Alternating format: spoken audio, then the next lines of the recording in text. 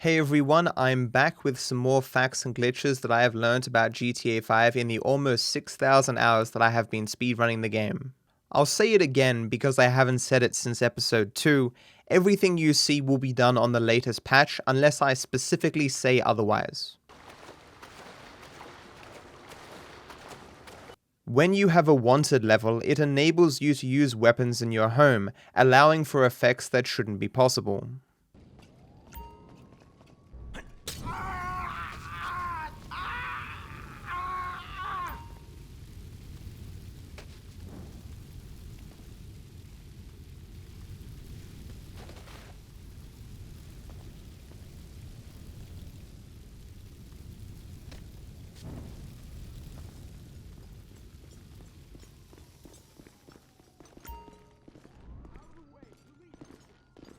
Because we speedrun on patch 1.27, I'm always interested in glitches that exist on that patch, even if they don't exist on the current version. One of my favorites is the ability to flip your boat using mouse controls.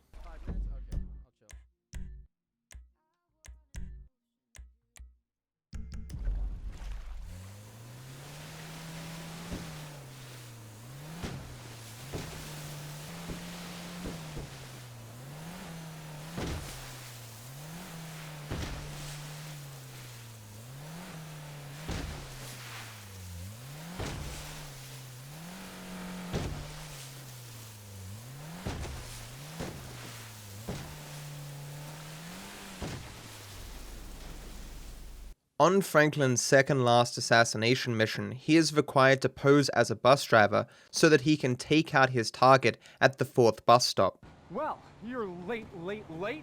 However, it is possible to shorten this mission considerably by setting up C4 before you begin the bus route. This explosive is placed on the spawn location of the person you're meant to assassinate, so you can simply explode it once you get to the 3rd stop rather than continuing to the 4th.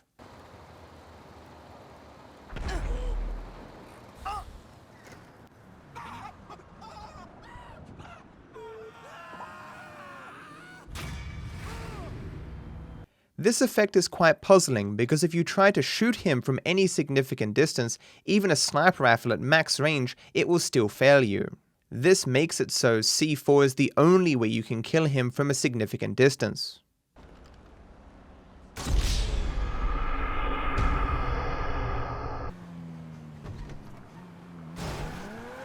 This particular spot next to the mechanics near Lester's has an interesting effect on this vehicle.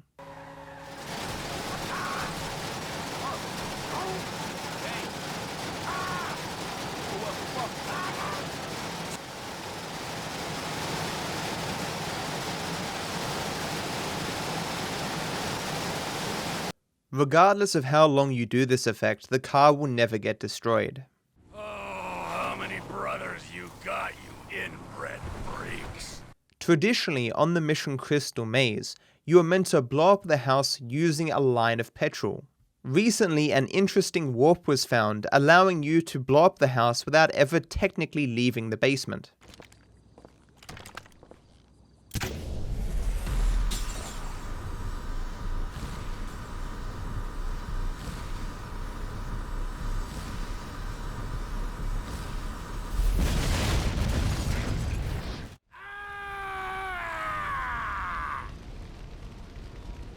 It is possible to drive your vehicles around inside the character purchase garages if you open your interaction menu.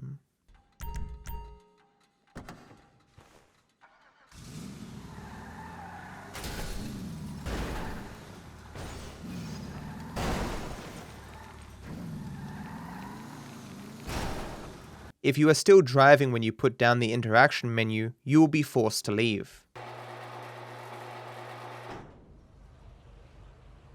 Another thing that doesn't exist on the latest patch, but may be my favorite thing that you've ever been able to do in the game, is the dive launch. All you had to do was start a dive in 3rd person, and then change your trajectory by moving into 1st person.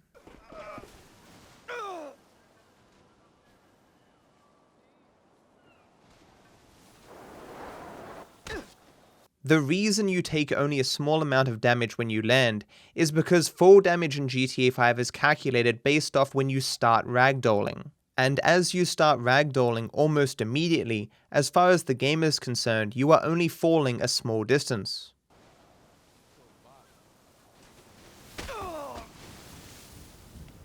The garage at Franklin's aunt's house can always be used to store vehicles, even when Franklin moves away and it is no longer his safe house. Oddly though, if you do store a vehicle there when it is not your safe house, the game will also consider you to have abandoned that vehicle. As all abandoned vehicles end up in the police impound lot, it will duplicate your vehicle.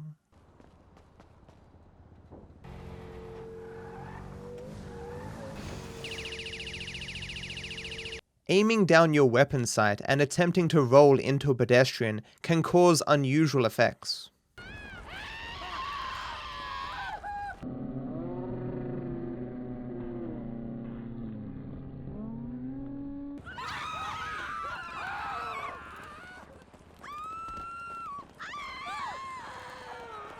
When you go into a mechanics, the doors of your vehicle become locked.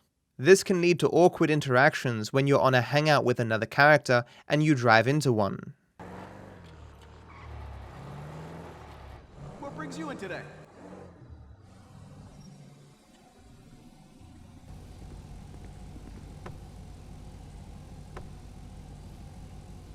The other character will not stop attempting to get into the vehicle or comment about it until you leave. Did you need something or are you just being a dick?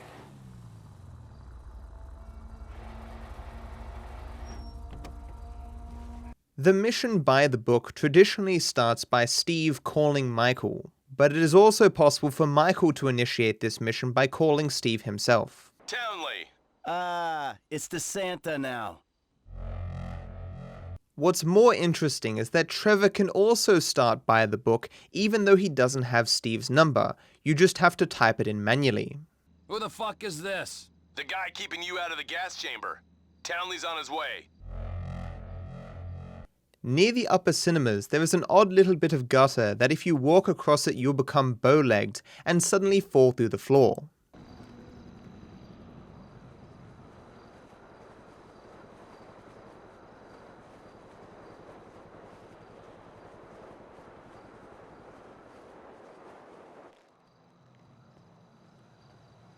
Some missions require that the events within them take place at certain times of day for them to make logical sense.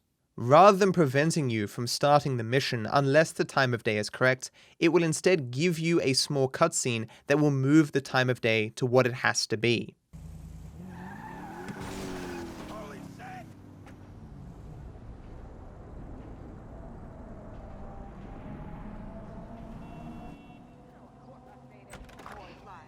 What perplexes me is that this doesn't occur for every mission. For example, on the multi-target assassination mission for Franklin, you have to take out a bodybuilder at the beach and a person cleaning windows. It doesn't seem to make sense that people would be performing these actions at midnight, but you can start the mission at midnight anyway. Get down and lay down. Lester better appreciate this shit.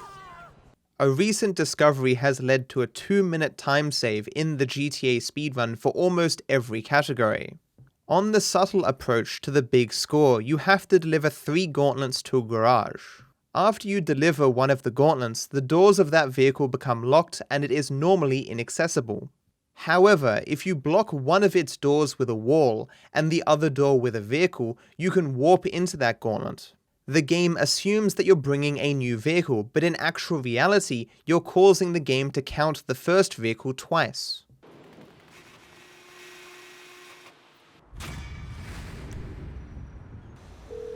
The second gauntlet's in the lockup, modified and ready. All right, one less thing to worry about. When I go now to deliver the final gauntlet, within the garage, the game has spawned 2 gauntlets, despite that I only have technically delivered 1. So ultimately I save about 2 minutes because I only technically have to acquire 2 gauntlets while the game counts it as 3. What's surprising is that you can't do this on the newest patch. It won't let you warp into your first gauntlets. It'd be very interesting to know if they knew this was possible and intentionally patched it out. So that's it for this episode, everyone. Thanks for watching. If you're looking for something else to watch, I highly recommend episode 10 of this series. Despite that it didn't get as many views as some of the other episodes, it does involve me destroying and therefore stopping the train, as well as duplicating Lester, both of which seem fairly impressive.